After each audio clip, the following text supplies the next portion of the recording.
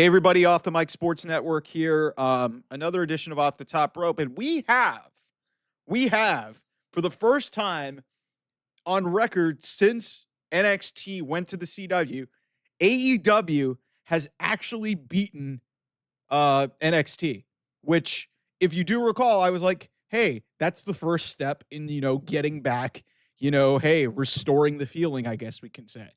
And I'm here to tell you, yeah, it's definitely an accomplishment. I think that we'll have to see moving forward if this is actually more of an outlier in the fact that, hey, there was a world championship match on.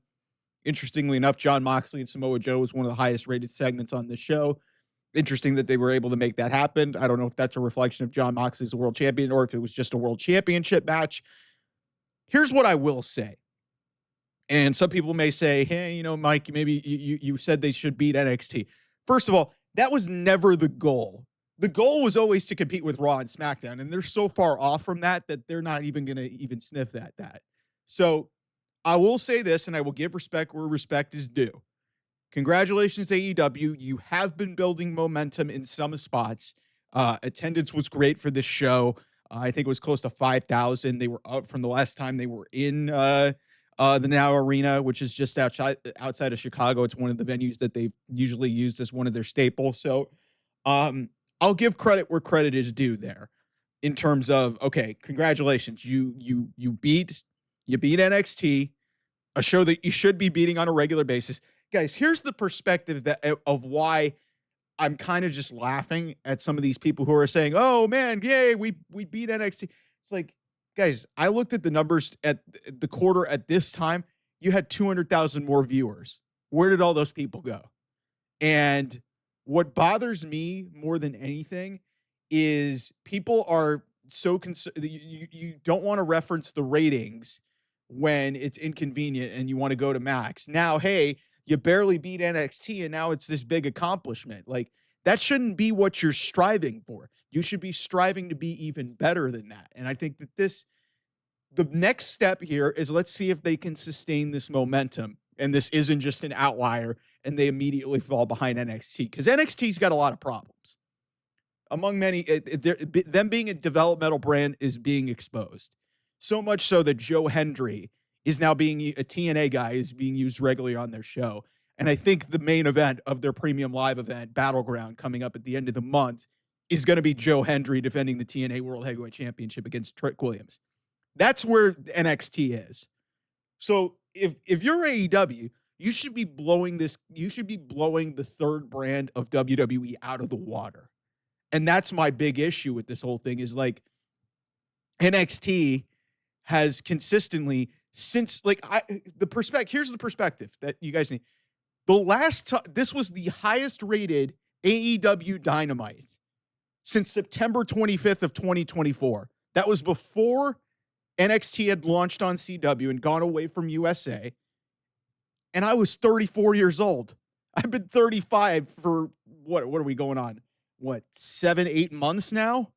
Like, I turned 35 like 3 days after that. So it's wild to me how long this drought has been for NXT. So I will give credit where credit is due. AEW did the thing that I said they need to do.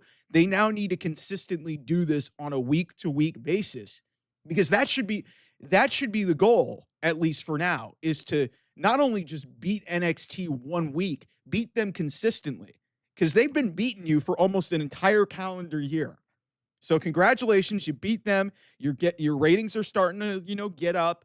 There is some interesting stuff going on. There's some momentum going into Double or Nothing. And let's see if they can build a pay-per-view, and let's see if they can build stuff compelling for All In Texas, because that's going to be right after this pay-per-view. So credit to them. They booked a pretty decent card. At least, the show was kind of just there, and for being 10 days out of a pay-per-view, it was kind of disappointing. But hey, Steel Cage World Championship match, John Moxley versus Samoa Joe. Hey, that's a good selling point, and that's a good starting point. It's wild to me that not even the show in Boston, which I thought was the best show that they've done in a long time, didn't even get close to this number. So, um, I also need to point out that this is actually kind of impressive that they were able to beat NXT, given the fact that they were going up against Celtics Knicks. So, and a lot of AEW fans are Knicks fans. It's just a big market team. There was some hockey going on as well. So, for again, like I said, it's kind of a mixed bag for me because, like, on one end, I am impressed that AEW has kind of been able to build some momentum in terms of their attendance and then also winning the ratings battle here with NXT. But at the same time, I'm like, okay, this is your highest rated Dynamite since last year, since 8 months ago. Which to me, and then if you just look at like some of these metrics that like they're graded off of, like I'm looking at total viewership by quarter, like man, they have dropped off a cliff. They have dropped off a cliff since last year because in at this point last year they lost at least 100,000 viewers over the course of the quarter to quarter. So it's just I'm hoping that this is positive news that maybe they can take this through. The negative of this is they're going to use this as some sort of like saying, hey, what we're doing is good. There still are things that need to be improved on this show. Some of the stories just are not hitting for me. I do think that, the pay-per-view, at least the Owen Hart Cup matches should be great. I think one of them is pretty predictable and may be bound for a surprise. And then obviously you have Anarchy in the Arena.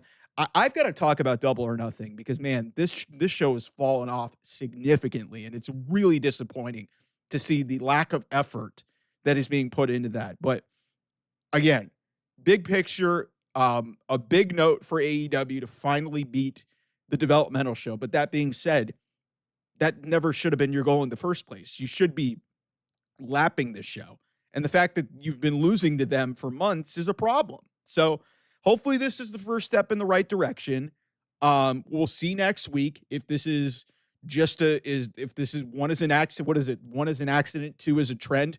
Let's see if they can do it again. And if they can follow it up because next week's a go home show for Double or Nothing. Let's see what they can do. They announced Anarchy in the Arena. There's going to be, I think there might be a mystery around how these spots are going to be put out. If the women are going to be involved, if Willow and Marina are going to be involved, if there's going to be an extra person added to the non-Death Rider side. I think I saw people adding up the members, and maybe Eddie Kingston's back. That would be a big deal. So there's some intrigue here. And then obviously, hey, you got to plant the seeds for these Owen Hart Cup matches happening at the pay-per-view. So congratulations, AEW. Congratulations, Tony Khan. A victory that actually means something. And finally, hey, you didn't hear about the max viewership because they finally beat NXT. So, I mean, take with this what you will. Again, like I said, I saw this and I was like, good for them. But at the same time, I was also saying, what took so long? Because this shouldn't be what it is. They should be beating the developmental show by a lot, and they're not. They're just getting by. So, but congratulations. Admittedly, that is an accomplishment. They deserve it. It's been a while, and they have been building some momentum, even if some of these shows have been kind of clunky. There has been a little bit of semblance of of momentum with this product lately, and hopefully, Double or Nothing gives them something to go into All In. But we'll have to see. Like I said, one is an accident. Hopefully, two is a trend, and hopefully we can get on this trajectory where, some of this discourse can stop being nonsense. Because, even if I interact with some people who are pro WWE, some people think I'm pro WWE. It's like, listen, I just like good wrestling, and I think a lot of what AEW has done is kind of a tired premise, and it's gotten kind of lazy for me.